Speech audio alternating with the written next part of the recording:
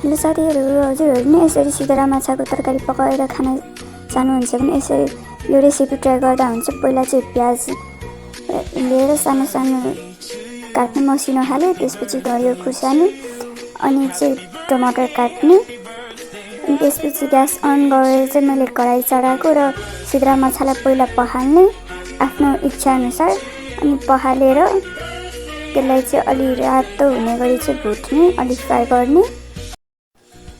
त्यसपछि तेल हालेर चाहिँ कराहीमा चाहिँ सिद्रा माछालाई अलि रातो हुने गरी भुट्ने, अनि त्यो रातो भुटेपछि चाहिँ हामी त्यसलाई निकालेर चाहिँ त्यसमा हल्का फेरि अझै तेल हालेर चाहिँ 5 फोरन दिने। 5 फोरन पाकेपछि चाहिँ तेजपत्ता र खुर्सानी र प्याजलाई हल्का भुट्ने। त्यो भुटेपछि चाहिँ गोलभेडा हाल्ने, त्यसलाई त्यो पनि हल्का गलेपछि त्यसलाई पाकेपछि चाहिँ त्यसमा हामी चाहिँ लसुन र सर्सोको मसला दिने, अनि हल्दी पाउडर, खुर्सानी पाउडर र जिराको पाउडर हल्का दिने र त्यसलाई फेरि भुट्ने। अनि त्यसमा चाहिँ भन्न बिर्सेको मैले चाहिँ टेस्ट अनुसार चाहिँ नुन हाल्ने, आफूलाई कतिको टेस्ट चाहियो र पिरो चाहियो त्यसअनुसार।